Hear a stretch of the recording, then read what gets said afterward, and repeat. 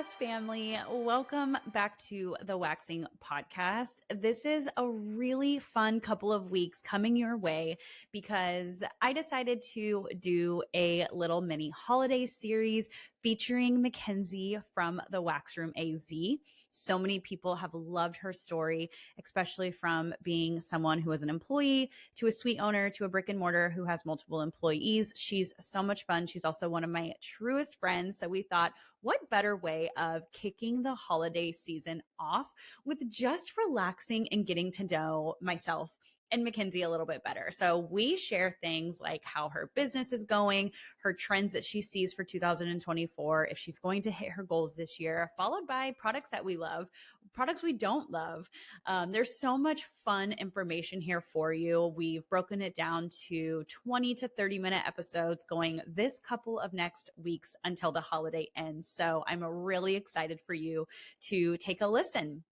Before we get into today's episode, I want to share a lot of really fun things that are happening beyond the Waxing Podcast. As we know, the holiday season is all forgiving, and Enso Wax is giving you the exclusive savings this holiday season. So right now, when you go on to ensowax.com, and if you're not familiar with Enso Wax, it is a beautiful wax warmer that is self-stirring.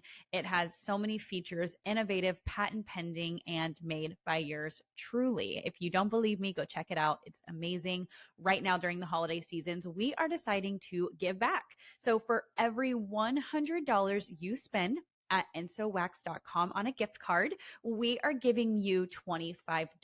And so the math is mathing. This is such a great deal. Like I said, we are gifting you $25 for every $100 spent. This is a perfect opportunity to upgrade your room in 2024 with the most innovative wax warmer to date. My second offer going on right now, which is something that you can locate in the show notes below, is going to be my free class that I'm offering. It's called Time is Money. It is an on-demand class, so it's truly ready for you whenever you're ready. But this class is all about making more money in Brazilian waxing. So if you're somebody who's struggling with your wax time or your technique, this is a perfect class for you. Like I said, it is free, and it comes with an amazing offer after the free class to continue your education, but I am throwing in an additional 10% off just because I feel like giving this year on all of my platforms. And so go to the show notes below. You'll click Time is Money. You'll watch your free class. And then if you want to continue your education, I am giving you an extra 10% off using the code TAMPAHOLIDAY. And without further ado, I am so excited to bring you this holiday series episode with Mackenzie and I hope that you enjoy it. Bye, guys. Ooh, you know something that I'm trying to do? I actually need to talk to my formulator because so obviously copper is the element of the wax warmer. And so I've been deep diving and have been deep diving for so long, but research, how to clean a wax warmer, how to clean copper, which is really actually pretty easy. It's literally like vinegar and salt or lemon and salt. Like it's household ingredients that you can do yourself. But you can prime copper with a couple of things to create like more longevity in it. And mineral oil is something. I wonder, because like there's so many oils, well, at least a few oils that have to go into waxes. So I'm like, what if mineral oil is just formulated into the wax already? So obviously, I think everyone should still prep the copper. It takes 5 seconds. Why wouldn't you do that anyway? Especially if you've spent so much money on the unit itself. But I'm like, but what if the mineral oil could be in the wax? And so your wax is essentially also creating a coat. I don't know if it's going to work. So you guys are seeing a very, but this is the way my brain thinks, guys. If you think about the way Enso runs, just know that it runs because I ask questions and I ask a lot of them and I ask them to everyone who I work with because I'm always trying to get down to the best way to have something work in the treatment room. So like I will always explore these questions. So you're seeing a very preliminary question that hasn't even been given to my manufacturer or my formulator yet. But I'm like, I feel like that could be a thing. No? I don't see why not. Unless it, of course, disrupts the formulation. Obviously, that would be the problem. But I'm like, it would be cool to see if mineral oil can lie into the formulation so Or that creating, or it can just help like, coat the wax warmer.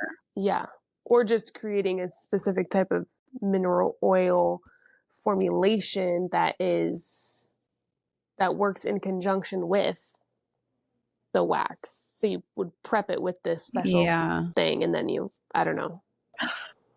You know what I mean? You know what? Also, you know what I think is going to be a big trend for soft waxers? I'm going to need you guys to all get on board on this.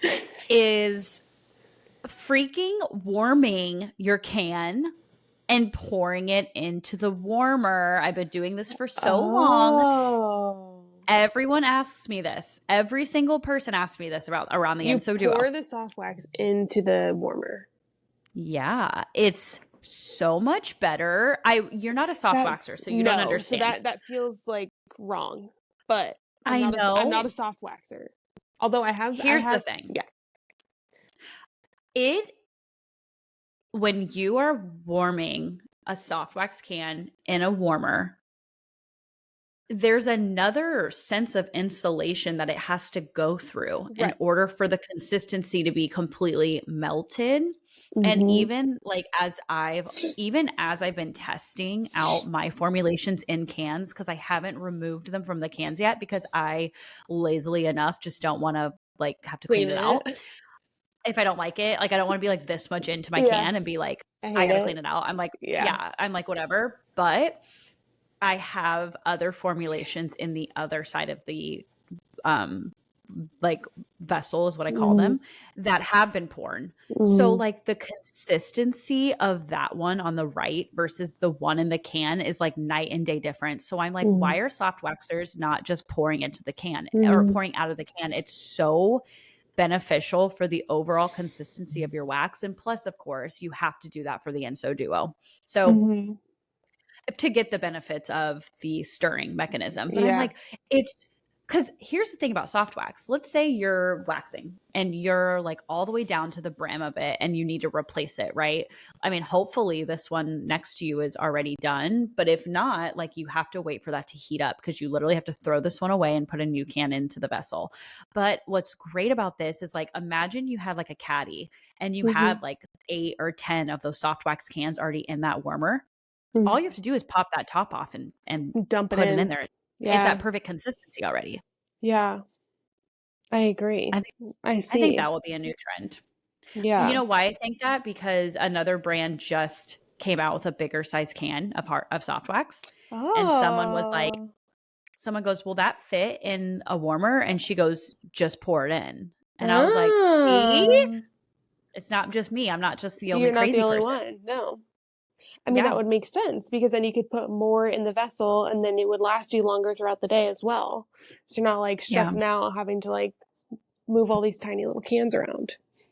Yeah. So that's also my prediction for wax. I like it.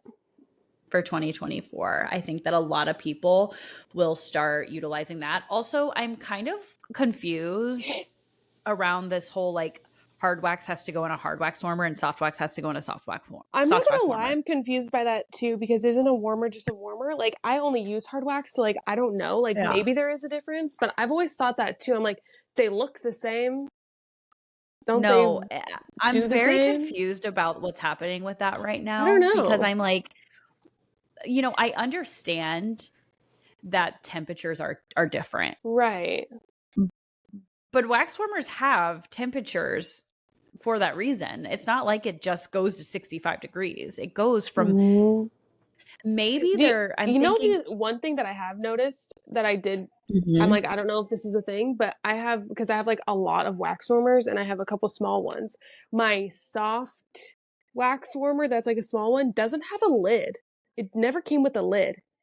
But my hard wax tiny warmer has a lid. And I'm like, I don't know if that's a correlation or if just someone forgot to put a lid in my box. But that's just like the difference that I've known. I'm like, oh, is it because of that? I don't know. Because I think the dials are the same and like the numbers are the same. I'm not sure.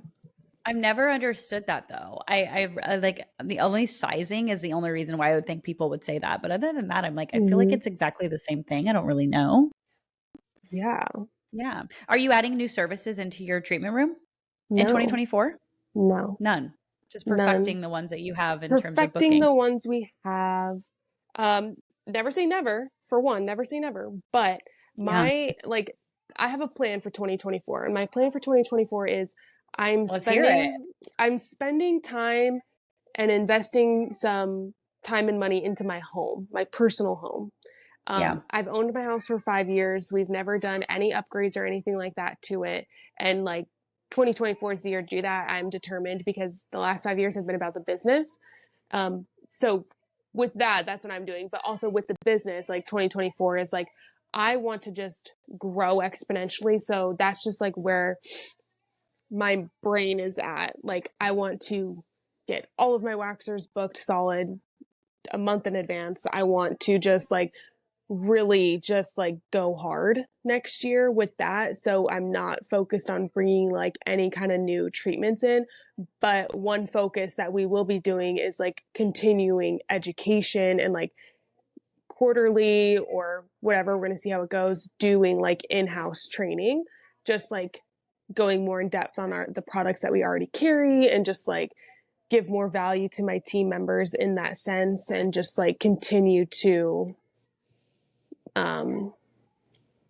hone that skill for them and just like give them other things they can talk about when it comes to selling product or whatever. So no new services because I have a plan for just a different direction with the business and just like really growing it. So yeah, I don't know if that I like made any cannot wait to sense. look back on that. Yeah, it does make sense. And I can't wait for like the next year to come and us to look back on these and like see if we've been able to accomplish it because my goal for 2024, I have a big goal, a very big goal. So if I don't get there, it's okay because it's very big, but I'm going to work towards the very big and hopefully get like somewhere towards there. But my big goal would be to be able to lease out a space where I can have an ENSO headquarters. And within that space would be an office / like conference area. I also want a podcasting studio within. I want an in-house treatment room that would serve as like a content space. And if the building allowed, would be also a place for my clients to come once a week. And I would love that because I feel like I've been podcasting in a bedroom for so long and I'm ready to expand that. But as you guys have learned during these series that it's not like I, make so much money from these where I can like go have like a podcasting studio. But I feel like the ultimate goal would be to just merge everything into one space and it just be like a headquarters. It's an educational headquarters. I mean, my big project that I want to do for education, the waxing guide is something that is so near and dear to my heart. But as I transition to using different products and wax, I want to update that and I will probably merge that into ENSO. Like you're going to see, people are going to see that ENSO is going to be useful. Look, you're building a company, a brand, but you're building like a company. Companies have headquarters and that would be like, I think definitely like the obvious next step for sure. And I think that that's definitely possible. And, when you get there is when you get there for sure. But it's like, that's also like a difference between like, you just like, this isn't like a one and done. This is like a full on thing. This is like, you're going to have competitors. Like it's a full company. It's like, for sure. So you need a headquarters. You need an office space. You need an office building. Yeah, I know. Yeah. I think a lot of people are just going to see a lot of merging happening in 2024 with me. Like I said, the waxing guide will liquidate into Enso's overall educational experience. And what's cool with that is that it's going to continue to grow, right? There's not just going to be Brazilians, there's going to be much more. I have a big dream with providing as a company education on top of it.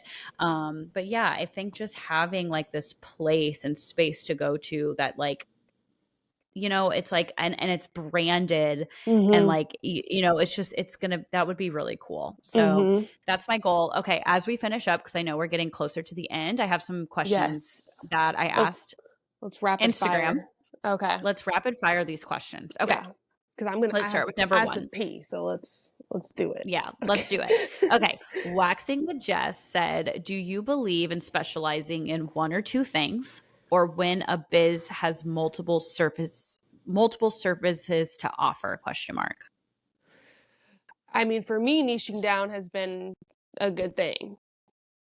But we've also seen through your experience with working out Flirt, she was niche to waxing, and then next thing you know, she's expanded into laser and facials, and now you can go there and you can get waxing, laser, facials, right? I know she's sold the business, but I think that's still like what it is. You can do a lot. Yeah. So okay. Yeah, go ahead. Well, I was just going to say, I mean, for me, niching down worked well, but what are yours? Something that I saw online that I took a minute to like digest and how I felt about it, but I actually agreed as I continued to ponder on the words. Okay. Like this guy said, and he was talking more about social media, but I also want to take this into this question because I think it's the same thing. Niche down until you become the expert to earn your right to expand. And I was like, like I had to really think about that. So what he meant, and he meant this socially, but I'll take it to the business. He said, if you're trying to be well known for something online, that you should bleed, die, and be it to the point where you've earned the right to share more. Okay, yeah. And the perfect example, and I'm like, everyone's probably bored of us bringing up this person, okay? But I'm going to do it one more time. The Dallas esthetician got known for the charts. Yeah. And following her for those charts and like those educational pieces. And she continued to get creative, but stayed very true to making sure that like every other post had that chart, right? She was like, that was her thing. But now she, in my opinion, has earned the right through her social media platform to talk about all kinds of stuff. Like people want to know about her pajamas she's wearing and her kid and like what does she eat at night, and like you know what I mean, like the curiosity around her has built up so much that now she has earned the right in her platform to do that. Whereas if I just posted something about what I make for dinner for Roman, I don't think I've earned that right? I don't think the algorithm would give me that. But I think her audience has allowed her to expand on what she talks about on her platform. So when I convert this into business, I think Rhea earned her right by offering just microblading and just waxing. She became so trusted within her clients that then she was able to expand and then be successful in that because she earned the business and the trust of those who then ventured off into doing all XYZ with her because they were like, we trust you her for that. Yeah. I so would we'll agree with trust you that. for that. Yeah, I like your spin on that. I think that that's like a fair statement for sure. So I believe in the beginning, niche down and become known for one thing and become so known for it that by the time you lock it down and you get all of your clients and you are known for this, they trust you to be able to be a multi-service business. Yeah. Yeah. What do you think? I think, yeah. Okay. I mean, I think that's a fair statement, and I believe that for sure. I think I probably would not apply it to my business still because I just don't think, not that I don't think we haven't earned that right, because I do think we have. People trust us. I think we have. But I still don't think we're at a place to add more services yet. Well, that's just optional. Right. I know that's optional. If you want to, I think you've earned your right to do it. That's what I'm kind of getting at, I guess, basically. Yeah. Like, I feel like I've earned the right, but like, do I want to? Not really. Maybe we will. That's why I say like never say never or whatever. But anyways. Totally. Yeah. Totally. So that's like it was just funny because when he was saying that, I kind of was like, no, Yeah. That's a good but then perspective I was, though. yeah, but I was like, no, it was kind of, because I think he was saying it in like a harsh way, but then I was Yeah. like, it's kind of true though, because I do feel like when I follow people that like randomly take a left curve and talk about something so random, I'm like, what? Yeah. But then you have those people who just have like built this like life on Instagram that has you continuously wanting more of them. Like you're like getting more curious into their life. I don't know. I think it's interesting. Yeah. Okay. Number 2, beauty times Cassia. How do y'all get clients to leave reviews? My clients leave and forget after their appointment.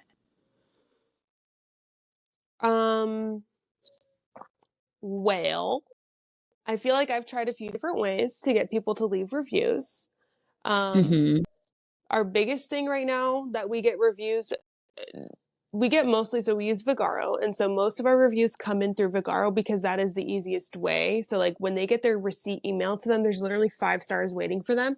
So sometimes they'll open it, they just click the 5 stars. It's like beyond easy.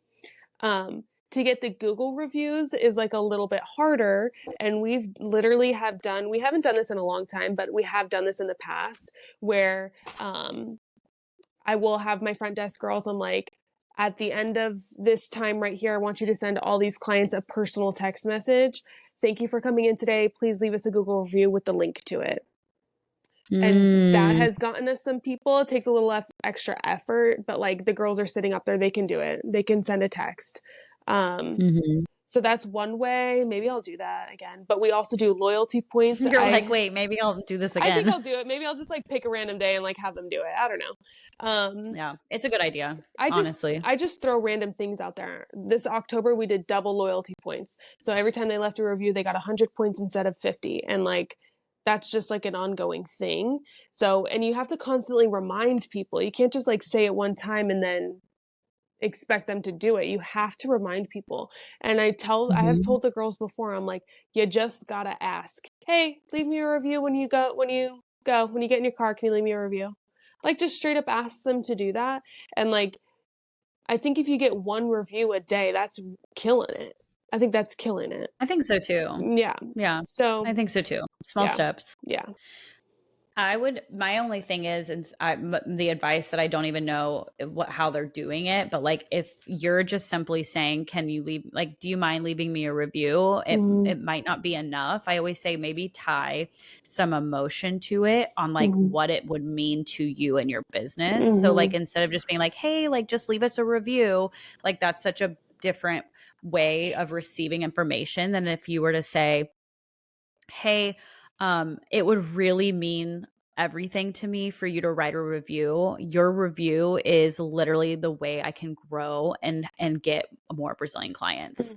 To me, I feel like if I were to be asked that way, I would be more, I'm not saying like these people wouldn't still leave and not do it, but I think it would add that extra bit of like, okay, like there's like, it's not just words to this person, like it's leading to something bigger for them. Therefore, I would be helping. Right? Maybe like tying more emotion in the beginning. Like tell them what it means, right? Why do you want the review? Right. It's not just because you want the review. It's literally how you grow your business, and it would mean everything for that reviewer to do that. Yeah. Yeah, so I'm actually gonna disagree a tiny bit. Okay. Personally, for me, because I've been in situations where people have asked me to leave reviews. And here's the thing. I personally, and I try to take whatever I like personally and apply it to my business because I want to attract like-minded people. So to me personally, when someone is basically selling me on leaving them a review, you lost me. And the way you just said that, to me, this is not to everybody. To me, it sounds desperate. And I don't like that. So I like things to be like, we focus on building such a genuine relationship with our clients that asking them to leave a review is just like so nonchalant. It's friendly. It's just like, And they're like, they will think about it and be like, you know what, I am going to leave her a review because I just love her so much. And like, we talk about this, that, and the other. And like, she did an amazing job and whatever. Like, so I like a more nonchalant, cool girl approach, if you will. Not saying that how you said that is bad. It's just No, I know. I love the different perspectives. Yeah. So because I love bringing emotion into things. I Right. feel like emotion ends up why people buy things, why people do 100%. things, why people say yes. So I always think the more emotion that you can give, like a reasoning of why. So it's funny. I love like the different perspective on this because I don't think either one is wrong either. Like I listen to that and I'm like, okay, I can totally see the way why you feel that way. Because like I also think of it too. It's like, okay, I just received a service from this person. I'm paying them money. I'm tipping them whatever. I'm like buying this product that they recommended, and like now they want more from me. Like, do you see what that's like? But maybe like not the first time. Right. Yeah, maybe build a relationship first. I don't think I would ever ask for a review the first time. Yeah, build a relationship. Not never. Build a relationship. That would be like a good one for like build a relationship. Don't mention the review thing. Send them a text a couple hours later or the next day. Hey, so-and-so, like, great time chatting with you. And it could be literally a copy paste that you have in your notes and that either you do it or your front desk receptionist does it for you and like, boom, send it. And then they might click it, they might not, but at least they have the option and they're not like having this face-to-face kind of a situation. Like, especially like if you're giving them another option. Yeah, it's like, especially if you've already upsold them during the service, you've upsold them on product and now you're like, please leave me a review. I don't know. I just feel like Yeah. But anyways, yes. And it's all about gauging the person. Yeah. Yes. Yeah. I always feel with estheticians, we have that, I think, naturally most of the time. Like if you can catch a person not wanting to talk, like, you know what I mean? Versus someone who does, like, just like that. Same with reviews. Like if you feel like it's heading that way, like pick your, pick your time. Pick your time. Yeah. Okay, this one's for you. J Beauty Lounge LLC. How did she's put she help build her employees' clientele? You don't have to go into crazy detail, but just like. Yeah, I would say that we're still working on that right now. And this is what I have this conversation all the time with the girls because our situation is not normal. And let me explain. I grew the business, obviously by myself for a year. I was overflowing with clients. I had to make a decision after 1 year. Stop taking new clients, train some people. I decided to train people. And so like the people that I trained, literally were fully booked. They were immediately booked because I had such an overflow. That is not normal. It takes a solid year wherever you are in your career, whether you're solo, working for somebody, whatever. If you're first starting out somewhere, it's going to take at least, you got to give yourself a year to build a solid book. And I agree with that. With my team, we have grown slow and steady. But we have been lucky, quotes, that the girls that I have trained, they've been booked immediately. And I just want people to understand that that's not normal. And I tell my team that all the time. This is not normal. I know it feels scary right now because we have some openings right now. Okay. And we have a fifth waxer that like you could argue that we may or may not need. But it's all in preparation for another waxer that's going on maternity leave and things like that. But now we have so much space to grow and get more clients. So, what I'm doing right now is experimenting with other marketing strategies. I think I mentioned this already, but like we did the commercial ad campaign. We're doing fall festivals. I'm trying my hardest to get into farmers markets as an informational booth. And I've tried that before. I'm going to be trying it again. I'm going to go at it again. But, so I guess that's how I'm getting new clients. When we did the fall festival, we made up goodie bags and I told the girls, I was like, you can't come home with any of these. You have to give out every single one. So that was 50 or so bags that they gave out. That's in 50 new people's hands. And, I hope that answered the question. Yeah. Yeah. I mean, do you I run mean, ads? Well, you're running an ad I right have, now. yeah, I have an ad on Facebook that's like continuous. I don't think that gets us anywhere personally. My gosh, then why are you doing it? Because it's like not that expensive. It's just Oh, okay. ongoing. Okay. We have the But you blogs have the that are, commercial. we have the commercial that's at the movie theaters. Mm-hmm. For anyone that wants to know, Screen Vision Media, you could check to see if they have any in your area to run ads in. That plays on every single screen for every single movie for 12 weeks straight. We've done, I'm trying to think. I've done, recently I sent out like a "We Miss You" email text campaign, offered a small discount to clients that haven't been in the last 3 months. And we've gotten a few people from there. That's smart. Um, I'm really trying to like get my girls to get a little bit more heavy on social media, although it's not like an absolute requirement because I full-heartedly believe that it is my 100% responsibility to get clients through the door, but it is their 100% responsibility to get them pre-booked and keep them here. Mm-hmm. I love So that. I think that's true.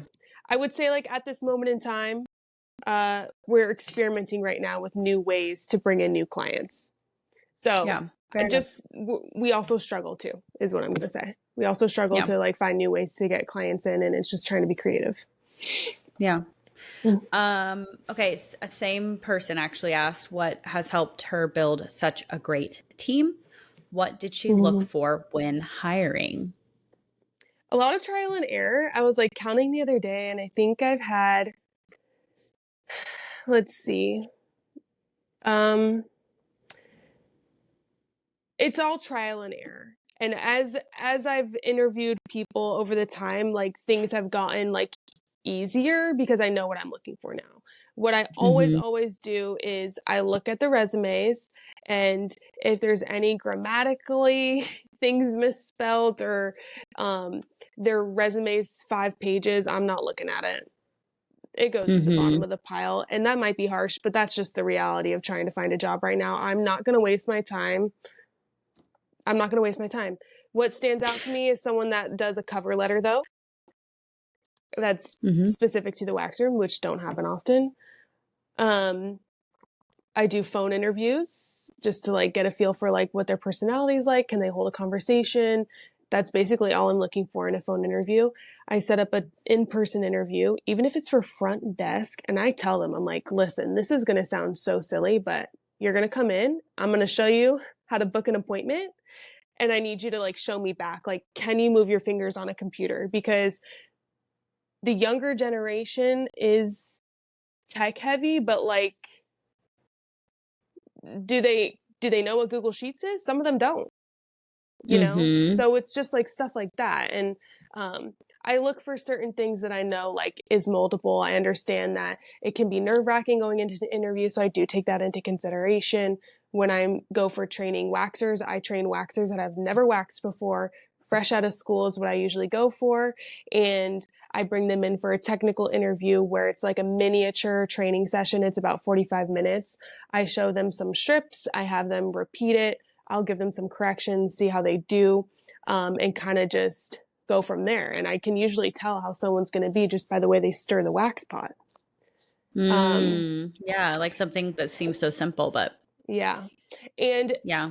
as of now too, as I've grown as like a leader, I know now like what type of person is going to affect the energy in our space, and I just simply will not have that any longer. And so my current team knows that, and like the newest girls, like when I was going through the interview process, I was like straight up like, there is not going to be any energy changing in this space. You're going to be positive, we're going to be supportive, everyone's going to be, and I'm like very strict about that. I'm like, none of this toxic negative. If you're having a bad day, we're going to be here for you. We're human beings at the end of the day. But you walk in the door with a smile on your face, and we're going to go from there kind of a thing. Yeah. Well, and it's also like setting boundaries is so important because when you just like start off being a cool boss, you know, and you can be a cool boss, but when you give that as like the first initial, like, oh, this girl, oh, she's not going to care. Oh, she's this, she, you know, it's like, it's nice to be like, hey, like, this is like what I expect here, and giving that right off the bat and seeing their reaction to that. And I you have know, learned that, because you like, are a cool boss. thank you.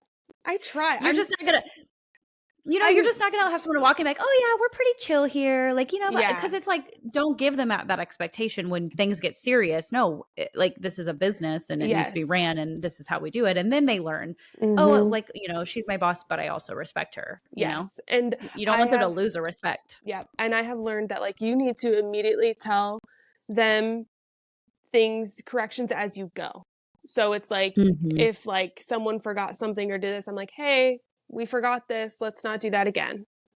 And then they don't, because it's like, and like we move on and it is what it is. But like I also like check in, I'm like, how was your vacation? Do you have anything coming up going on? Like, what are you and your boothing doing? Like, I also like am curious and like want to know about their life too, and like we share with each other to a certain extent, but also like we know, like, all right, it's time to be professional. And like, you know, and I think a lot of them kind of, obviously the girls that have been with me a long time, they know like when I mean business a little bit more too. So, but yeah, we have a really good, I love that. Yeah, we have a good group right now. XX Traja baby. Gabby. Okay. XXTRA Gabby. Extra Gabby. Extra Gabby. Got it. LOL. Oh yeah. Gotcha. Okay. That was me. That was me, not you. Okay. How long did it take for you to feel confident doing Brazilians?